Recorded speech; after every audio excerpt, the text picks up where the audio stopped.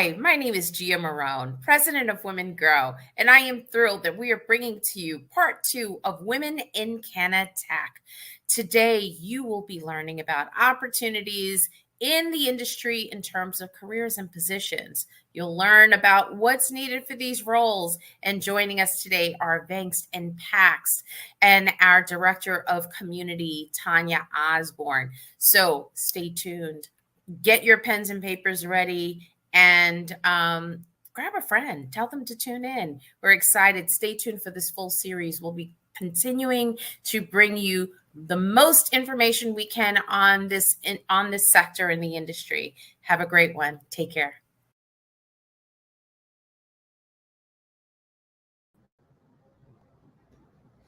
Hey, everybody. Welcome. Thank you for joining us today to the second installment of Women in Canna Tech. And today we are focusing on careers in Canna Tech. Last time we were together, we were spotlighting veterans in the cannabis industry along with newcomers to the industry. We actually intend to do that again for our third installment so we can kind of refresh you with all the Canna Tech brands, ideally women-led, that are on the scene. But today we're going to focus on how to get yourself ready, position yourself for a career in Canna Tech. So today I'm really honored to be joined by two leaders in the industry. The first one I'm going to bring up is Jill Agnello. She's the Director of Sales for PAX. And then Kelsea Appelbaum, she's the VP of Partnerships at PAX. She's been there forever. She's like a super leader over at the PAX. So I'm going to bring these two ladies up, and then I'm going to introduce them to you, and then we can jump into our chat. Hey, ladies, thank you so much for joining me today. Really looking to jump in. I want to read your bios, but I'm wondering if it's better served for you to kind of just, I don't want to be reading for like 5 minutes. So can you just give a little brief introduction about your role? And then we can jump in. Let's start with Kelsea. Please introduce yourself and tell us about your role at Vangst. Yeah, happy to. Hi, everyone. I am Kelsea Appelbaum. I am the VP of Partnerships at Vangst. I've been with the Vangst team going on 6 years now, where I have partnered with companies around the world to help build out their leadership teams. Really excited to be here and help answer as many questions around breaking in or growing in the cannabis space. Fantastic. Thank you so much. And Jill? Hi, everyone. I'm Jill from PAX Labs. I am the Director of Sales for the East Coast region. I've been with PAX for the past 5 years in a number of different roles, ranging from business development to partner operations, and now leading the East Coast sales team. So always furthering our mission to establish cannabis as a force for good, and looking forward to this discussion today. Thank you so much. And thanks again for joining me. So let's jump right in. So first, I wanted to just be a really overarching in far as what is Canna Tech.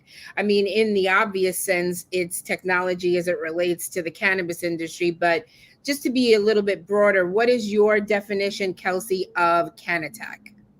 Yeah, great question. I think when we typically are talking about Canna Tech as a type of company versus a role, we're really looking at typically ancillary-based brands that cater to the space and create technology which supports the growth of the industry. So whether that's a company like PAX that uses their technology for different, vaporizer solutions, or if that's a company that focuses on payroll.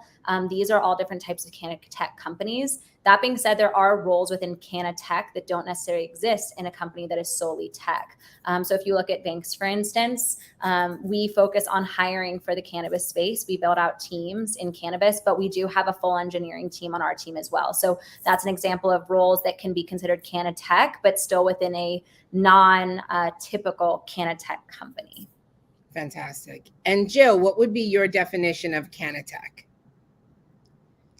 Yeah, I think Kelsea hit the nail on the head there. Yes. I mean, in our industry right now, everything is in this hyper growth mode, and so there's all these different facets of our industry where it's really being built from the ground up. So there's all kinds of things that, Kelsea mentioned that are CannaTech, but probably even more to be seen as innovation grows that'll kind of fit into this same category. And yeah, I think of it really as where are those jobs that sort of at that intersection between whether it's a hardware or a software piece of technology and how that integrates into the cannabis space. And I think that's a big thing. The difference between hardware and software really going to be the skill sets they're very different. You know what I mean? But for someone looking to get into technology, obviously depending on the track they choose to, is there any key things that they need to have in their resumes or in their CVs that would make them more of an ideal candidate for a role? Kelsea? Yeah, I'm happy to chime in. Well, first of all, it's important to understand that your resume is really going to highlight your background and your accomplishments.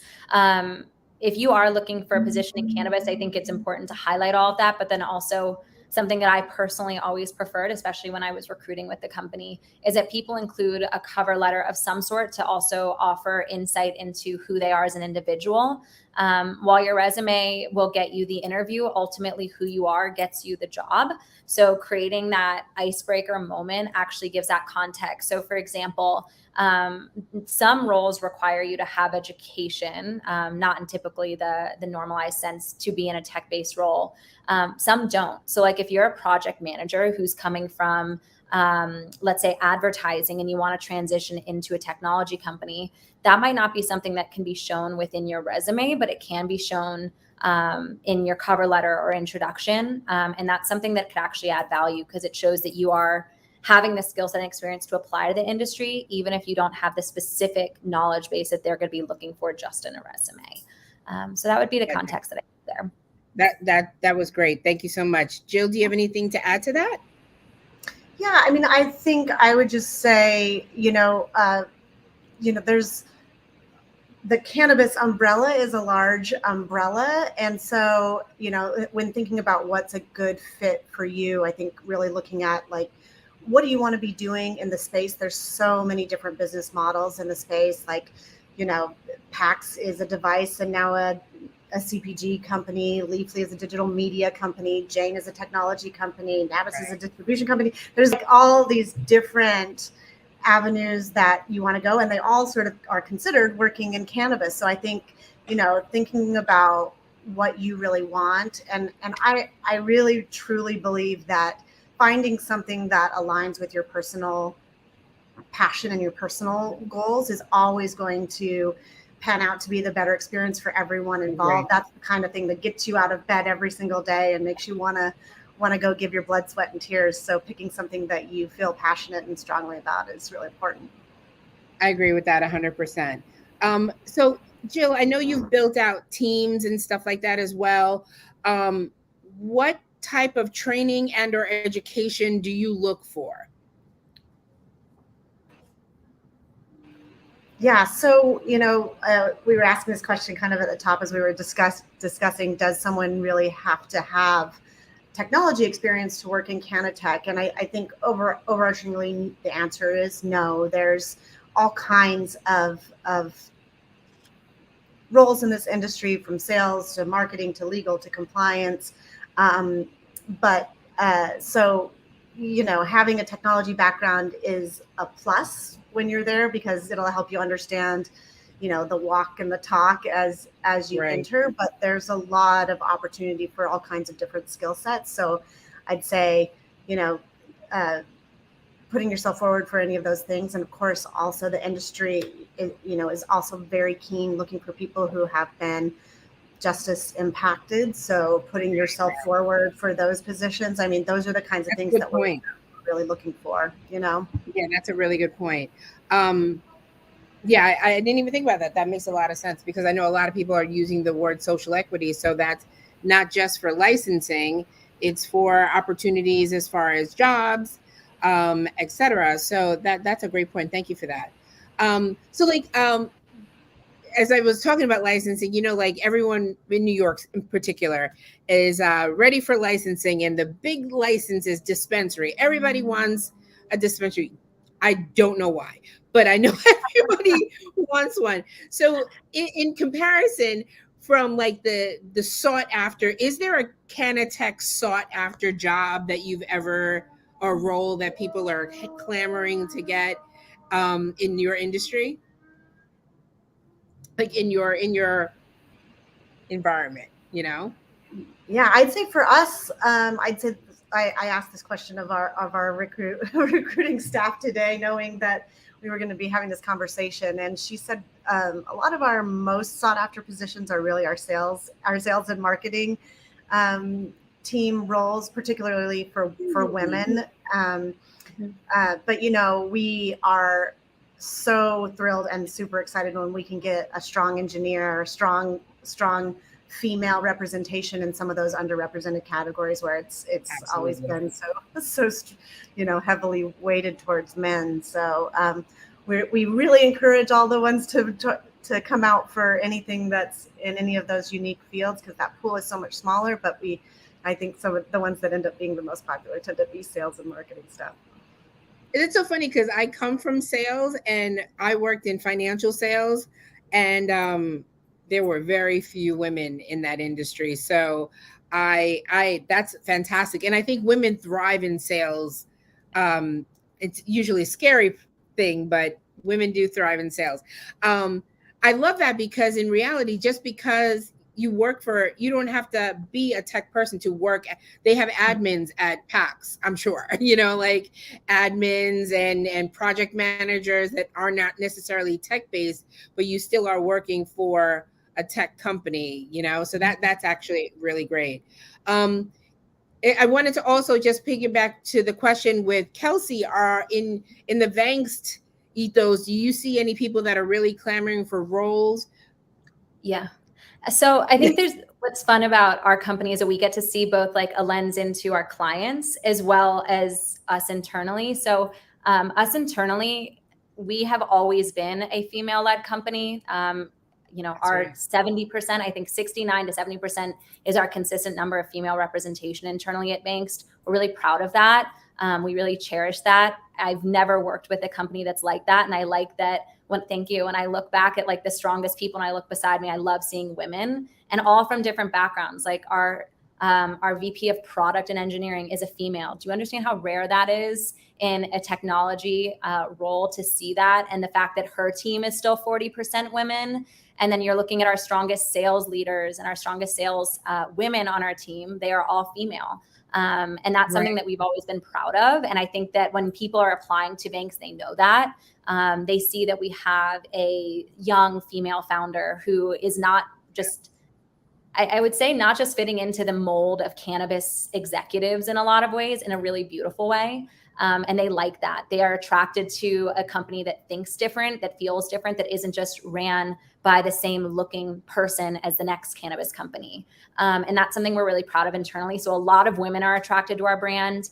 And we're really proud of that. With our companies that we work with, it's all across the board, to be honest, because we work with companies that are multi-state operators, single state operators. We work with companies that are Canna Tech, such as the Dutchies or the Paxes or the LeafLinks. And then we also work with the companies that are much more focused on the plant and everywhere in between. So it just depends. The beauty of it is that there is a role for everyone in some capacity now. Since we've been around for so long and been working with more companies than most, if not all, we're able to confidently say that at some point you will find a job that works for you. And that's changed. When we first started, and Jill and I were just talking before we started about when even Vangst first worked with PAX, it was before they even did a break between PAX and Juul. That's a long time ago. And there were opportunities then that didn't exist that now exist in PAX, because as the companies grow and the industry grows, there are more opportunities. It's not just 2 salespeople, it's 10. It's not just 10 salespeople, but it's an entire marketing team. And that marketing team is supported by people operations. And that means that there's a role. That's fantastic. Really, and then that everyone. means there's a lot of roles. Yeah, exactly. That means there are a lot of roles. You said something about grow and about like people that are more plant touching. And I had the opportunity to do a panel with somebody from Trella.io, which is a tech company for cultivation. So I think that that's another avenue that we don't now technology is actually in cultivation, not now, but so that's another avenue. It doesn't necessarily have to be. I mean, technology, as I'm realizing, is in everything. Like, we always think like website design, or are you an engineer, or do you do UX, IAC, whatever, all that good stuff. But in reality now, the plant working in cultivation, the HVAC systems are technologically based. I know I'll get that out eventually. So that there are plenty of opportunities in this space. And again, it's just finding out the niche that you really want to pursue, which actually segues me into my next question. As the industry, more states become legal, people are getting really turned on to the industry and they want to work in the space, but they may not have cannabis experience. Do you find that is something that is needed to really know about the plant? I mean, beyond your consumption, but just like know about, the makeup of the plant or what have you to participate in Canna Tech? And I'll start with Kelsey, since you're up there. Yeah, I think it just depends on the role and specifically what you're doing. There are a lot of roles that actually don't require cannabis experience, but of course you still want to be passionate about the plant and the industry because you're going to be working a lot. You're going to be investing a lot of energy. Once again, Jill and I, when we were talking just before this, we were like, I don't know where else I would go, right? It's cannabis or bust. Like I wouldn't have as many highs, but I definitely wouldn't have as many lows too. There's a lot of no's within our space, but it fuels our passion. So you don't need to necessarily be, and I know it's controversial, so you don't need to necessarily be a consumer. You also don't necessarily need to have worked in cannabis, but you do need to appreciate the plant and what it's doing. But even when you were talking about for the cultivation-based technology companies, which they are, you're looking at a massive facility that these large companies are running. They're huge. They are agricultural scale facilities. And having somebody who's from a horticulture background that actually understands how to optimize their facility through technology, that's important. So while you might need cannabis to be a director of cultivation in one cannabis company, another cannabis company might say that they want someone from agriculture that actually knows how to use systems to optimize grows. That's kind of the beauty of our industry. It's gotten big enough where anybody can find a home in our space, depending on what background you come from. Fantastic. Jill, do you want to chime in there? Sorry. I think obviously there are moments when having somebody who has cannabis experience is a real plus. But, I think anybody who is building really strong teams recognizes that you want a really lovely, nice, well-balanced team to be able to accomplish whatever it is. When you're in the trenches and you're sitting there next to somebody, you just want to know that the person next to you has your back and you've got theirs, right? And ultimately, building a great team means bringing together people from all different walks of life, all different backgrounds, all different skill sets. And so, even if you don't have that cannabis background, I wouldn't, as women, I hear this all the time that we tend to read through these job descriptions and eliminate ourselves as candidates really early on, and we do that saying, oh, I don't have the cannabis experience, or I don't have, 10 years of this CPG experience or whatever. Whereas with men, a lot of times they look at that and they're like, I'm going for this. I don't have 6 of these things, but I'm going to go for it anyway. Because I can figure it out. They're like, I'll figure it out. I'll figure it out when we get there. Exactly. And we tend to be, just a little more. No, that is such a great point. You're absolutely correct. Because especially industries like tech, they seem intimidating. Yeah. And there are studies that have supported that. Like it's something like 88% of women need to feel like they have like a true match to a job before applying, where only like 31% of men. And if you actually think about that, and something that you learn when you're in a recruitment role, and I've done this for 15 plus years, so understanding the dynamics is by having such specifics within a job description, sometimes you're actually contributing to a lack of diversity on your team. And it coincidentally is then the companies that have that lack of diversity that also have such specific role needs versus truly finding a culture ad. They're only looking for a role fit. And that actually creates an exclusive hiring process too. So you look at it, and if you're actually looking at more than just the resume and you're looking at more than just a job description, then more women or other minority groups would feel more inclined to apply because they feel like you're willing to invest in them, versus if they don't fit in that box specifically, then they're not going to fit in at all. So it all comes like full circle. Like what Jill said, it's so insightful for people, because if a company is creating such specific needs for a role, women are less likely to apply. And that's just women. What about women of color? What about people that have been affected by the war on drugs? If they don't feel like it is an inclusive environment where they feel like they actually fit in, they're never even going to apply. And that leads to the issues that we see in a lack of diversity. Yeah. So I think go ahead. I'm sorry, Jill. Oh, no, I was just going to say, so I would encourage anybody who wants to apply to really also dig deep and think about the thing, like the special gift that you actually bring to the table. Because when I'm sitting there, like I was saying, solving a problem, I want Kelsea, who is a go-getter, who will get all of my shit done. I know she's going to take care of me. And then I want Tanya, who is really thoughtful and detail-oriented and brings. So there's all these other fantastic qualities that are not on that job description.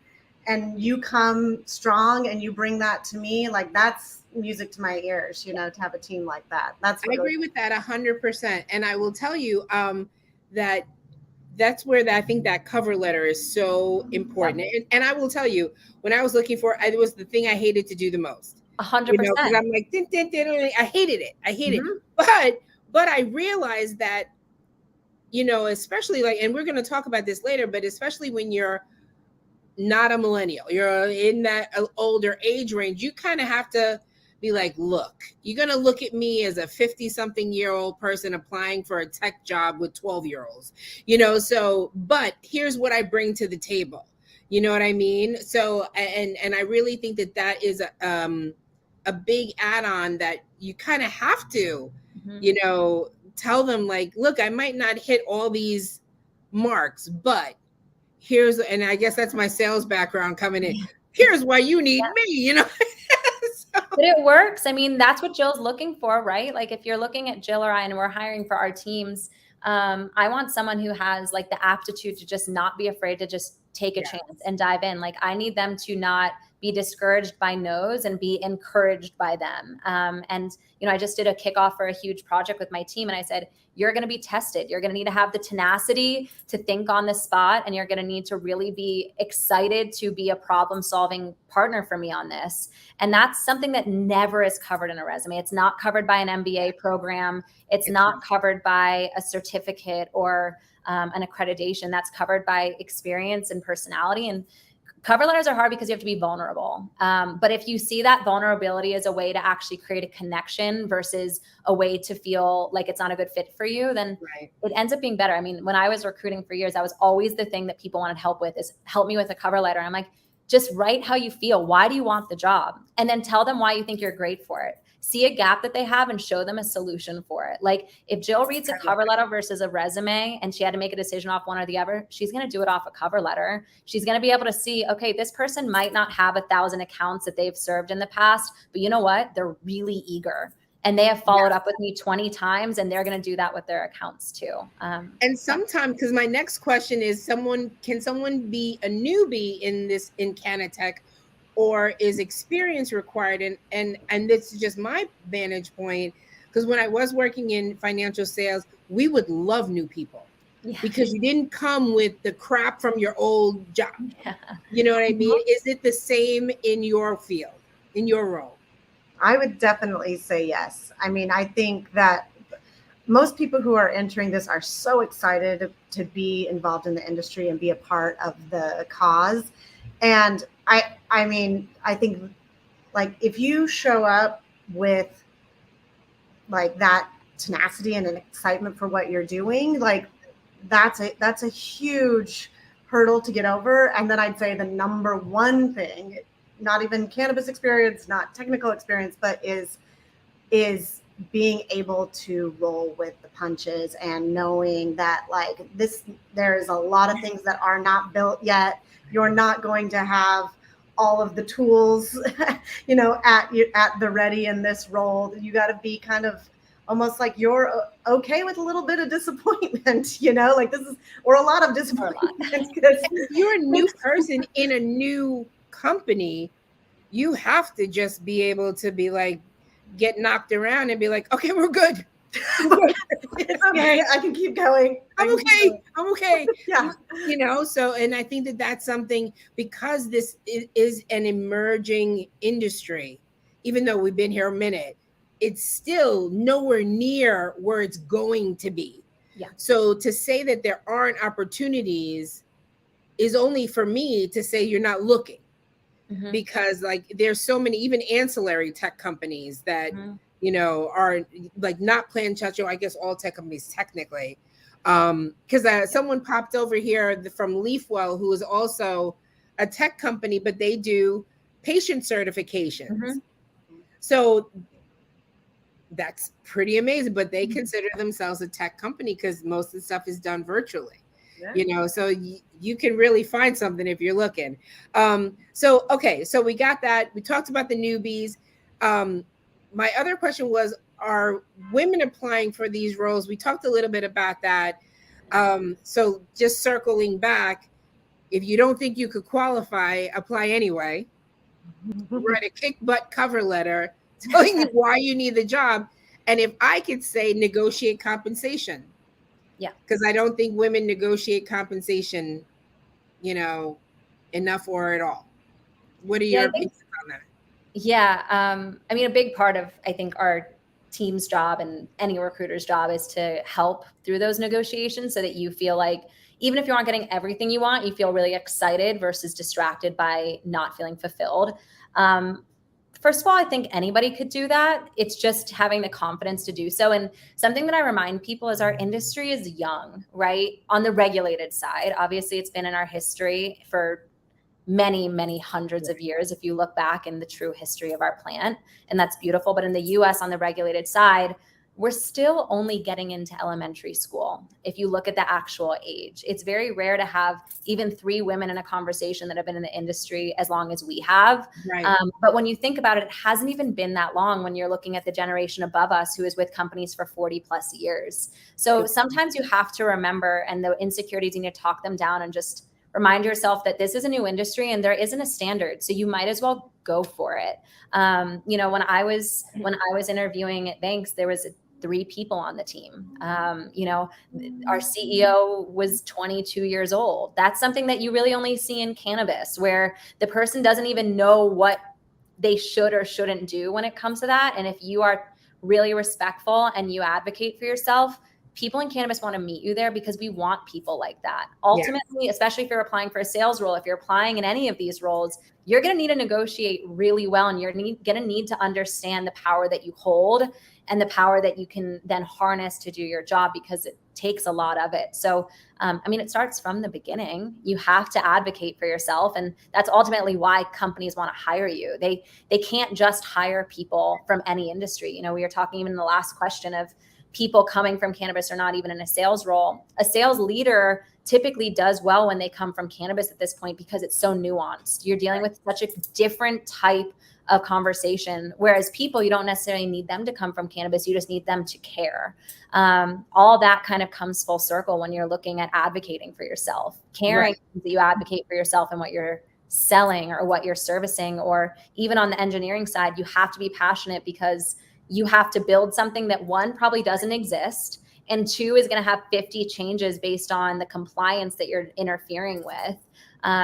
So on all levels, you have to really just start advocating from offer letter all the way through. Absolutely. Thank you so much. That was really fantastic. So one of the things that I mentioned earlier, I just heard the word recently. It was called a returnship. And I like to call it the internship for older folks. So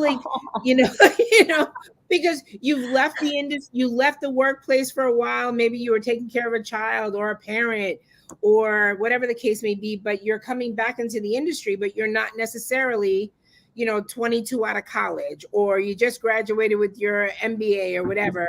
You may have those skill sets, but you are removed from the workplace for a moment. Do you see that in your world? Do you see people of all ages applying for these roles?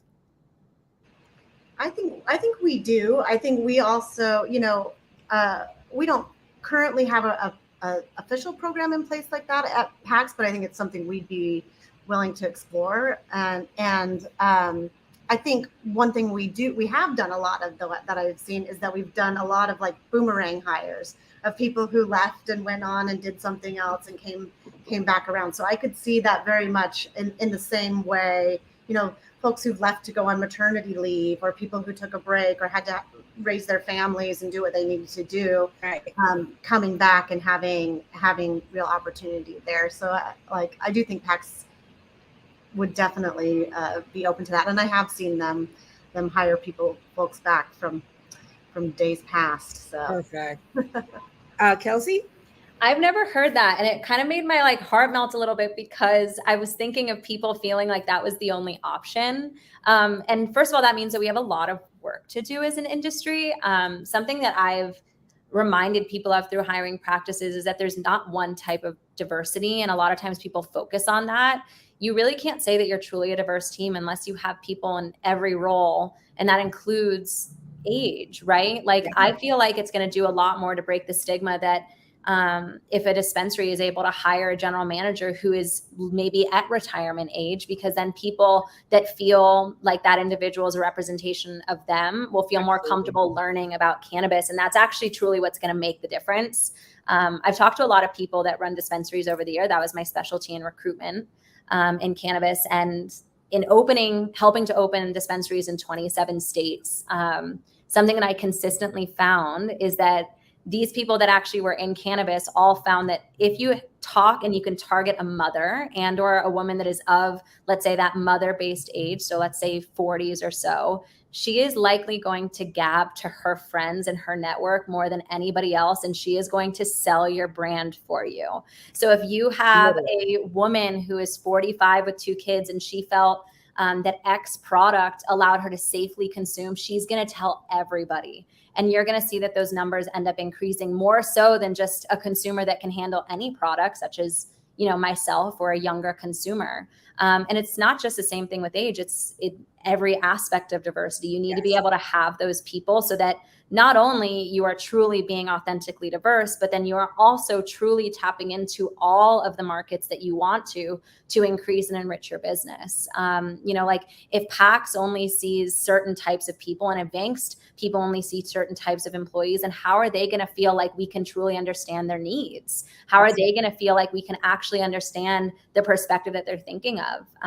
You want to be able to create that connection in all aspects. So I just want to encourage people who are, if they feel like they are older, because age is truly just a number in my mind, then they should just look at the company versus the role, and that company should appreciate that. I appreciate that so much, because like I said, I'm in my 50s, and thank God I'm here already, because I'd be concerned, with, it seems from a perspective that it's a really young industry. But you're right, especially in New York, in the medical program, the lion's share of the patient population are 50 plus, mostly 60 plus.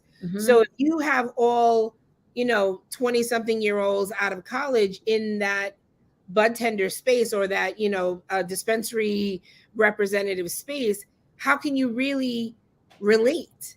You know what I mean? If even in sales, if I'm receiving somebody, I might not want to talk to somebody who, who still has breast milk on the side of their mouth. You know what I mean? Like, I need somebody who understands, or, and like I said, for all vantage points, you might need a person in every role, a person of color, a woman in her 20s and a woman in her 40s. Like you said, it's so important, but I don't see it as much. And I love that we're speaking to it now, so that hopefully someone will hear it and be an advocate for themselves, or hopefully someone who is a hiring manager would be like, I never thought of that. Maybe I should go investigate a wider applicant pool so that I can have better results in the long run, because it does work, right? Yeah, if my Hispanic grandmother who already doesn't want to acknowledge the fact that I work in cannabis, even though I'm successful. And it's, she can't even really talk about it. But until she feels comfortable walking into a dispensary and feeling like someone can speak with her versus speak at her, I don't think our industry is diverse enough. And I think we all have our own example of that, right? Absolutely. Because we need to have people who are diverse in mindset, diverse in every type of background, because if we don't, then ultimately we're going to be blocking out a lot of people that can actually benefit more from cannabis than anyone else. Like an elderly medical patient will typically have the resources to spend on really high-end cannabis products, and they're willing to do that more so than like a 21-year-old cannabis connoisseur who just wants to take something that has a really high THC content and not look at all the different components and the cannabinoids, right? So you actually want to tap into those communities. Just some companies get really stuck on they have to be a culture fit versus a culture add. And you have to switch that narrative. What is this person adding to our business? That culture fit versus a culture add. I love that. Yeah. And if you switch that mentality, then you're like, oh my gosh, wait, I've actually been contributing to this narrative of exclusivity versus inclusivity. And the more you talk through that with people, especially us with our clients, all of a sudden they start feeling like, okay, they actually care about the big picture of my business versus just filling a role. We need a little bit more representation in all aspects. Jill, you want to chime in there at all?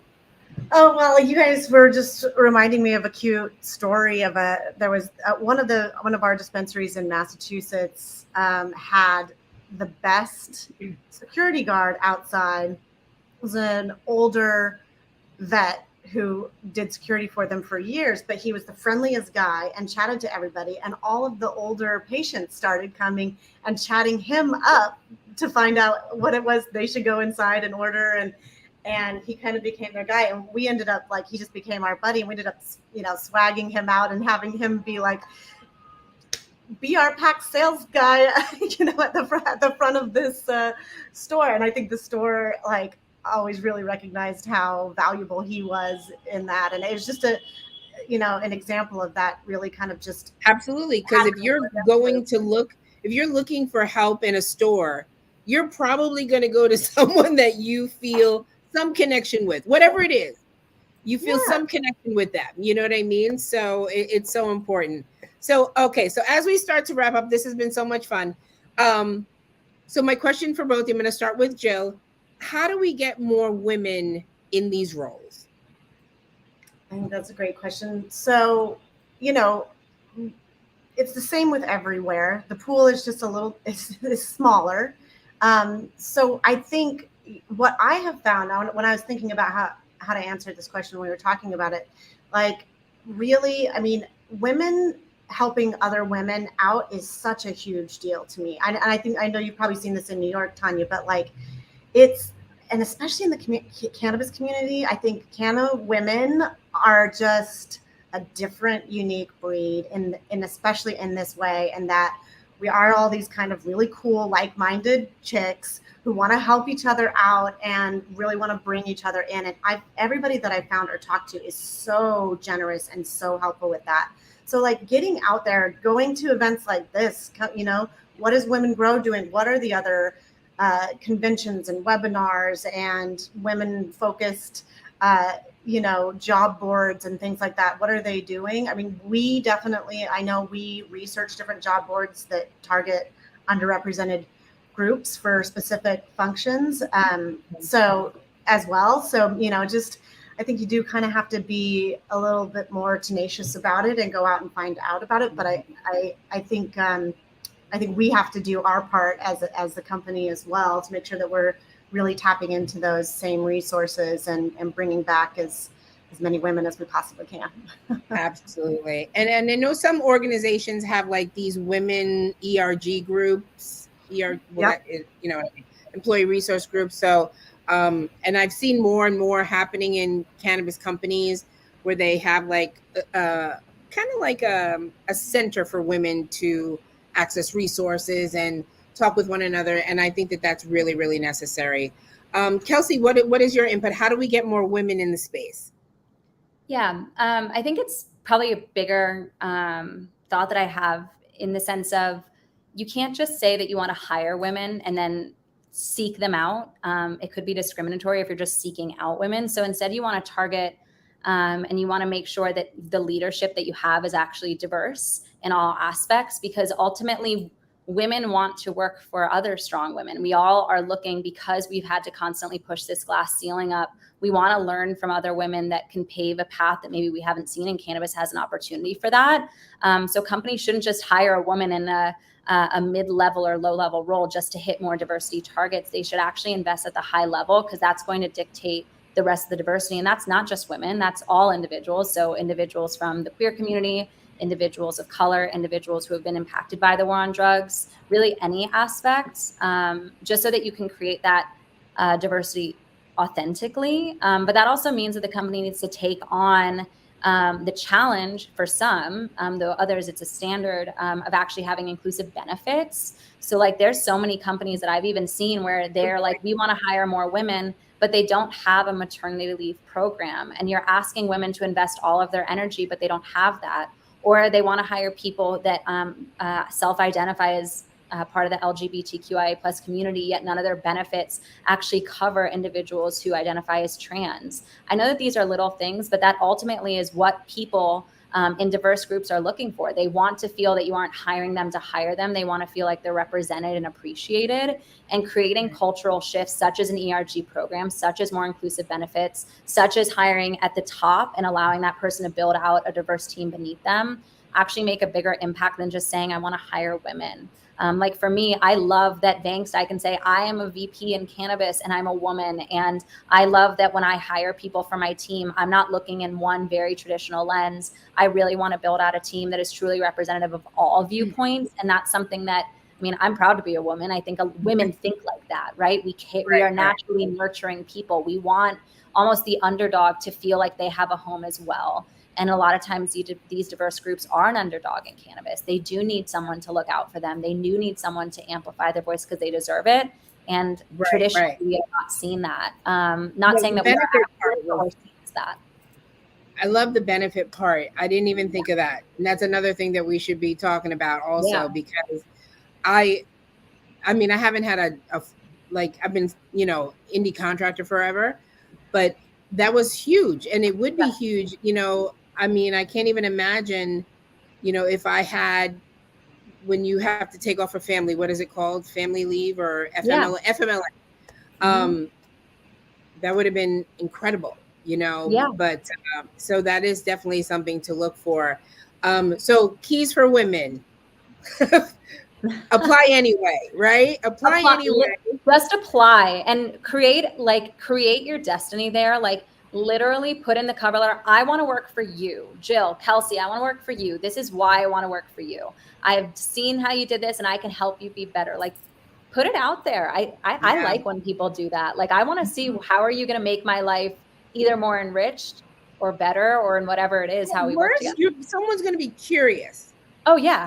Well, I gotta go talk to this person because she said she's gonna change my life. 100%. You're at least like, shit, well, I guess I have to block off 30 minutes because this person just told me if I didn't, they're gonna keep reaching out. And you have to do it. I mean, that is 100%. Men do it all the time. And, yes. And then negotiating your compensation.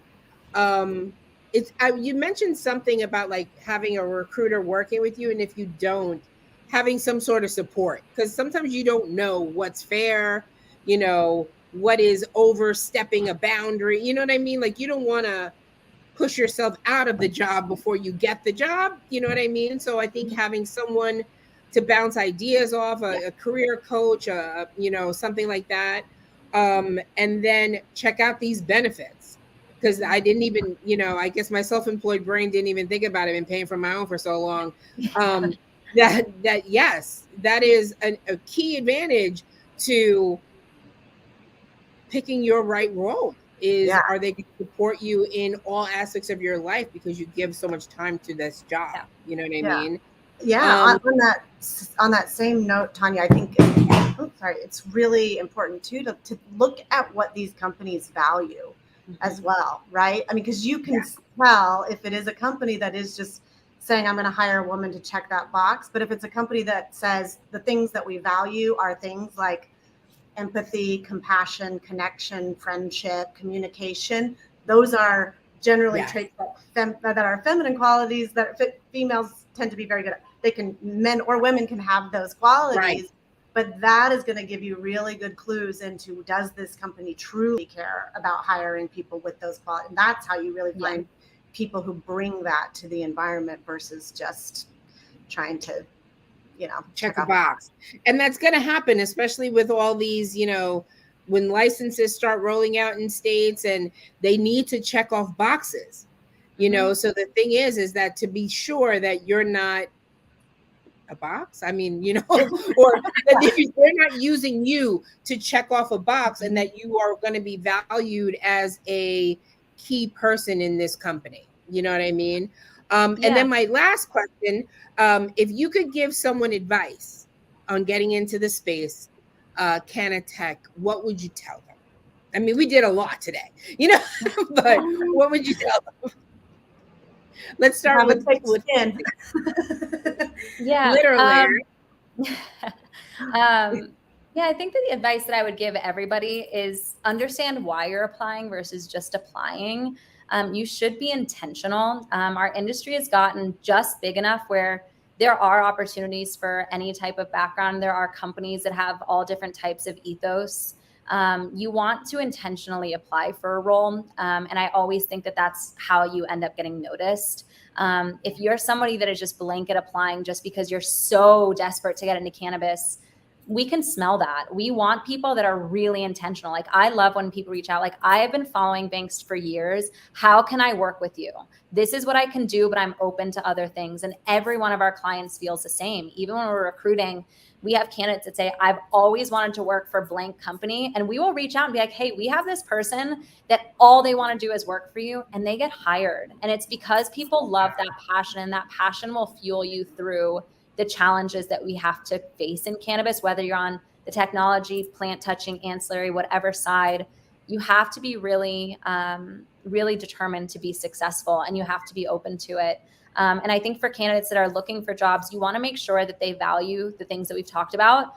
You want to make sure that you're working with a company that values a system that's based on like meritocracy, that actually values opinions from all people, all levels, all backgrounds, versus ones that just make decisions within a small box.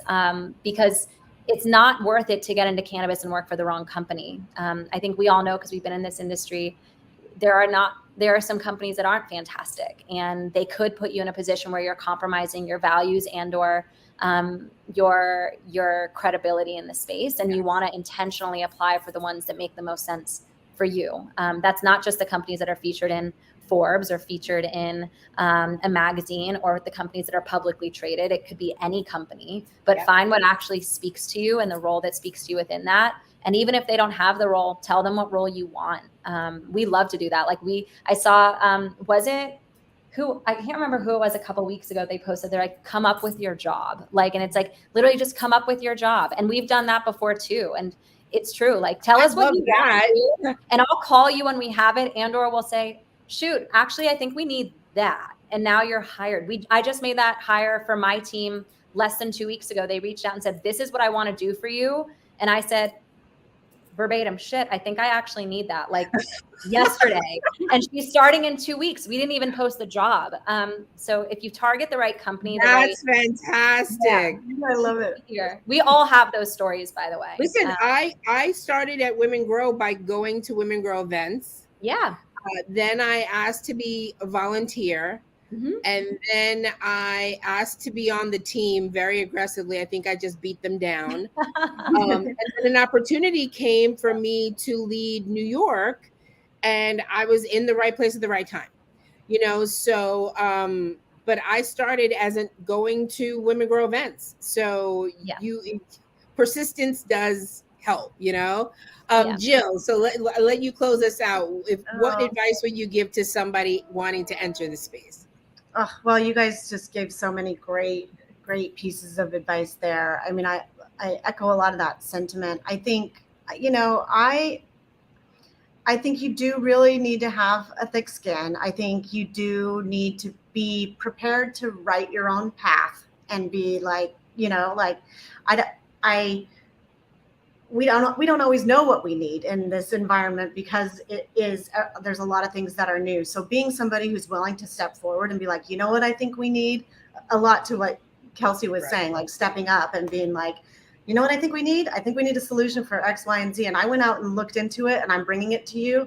Like, like somebody like that is just a treasure and a gem. Right. So if you can be that kind of candidate, that goes a long way with hiring managers, I think. Yes. And then, you know, like the biggest piece that always sells me is I want to hear your path, and I want to hear your journey. I want to hear how you got where you are. And like the story you just gave, Tanya, you know, like it's like I came to this thing, it hooked me. I couldn't look away. I begged for the opportunity.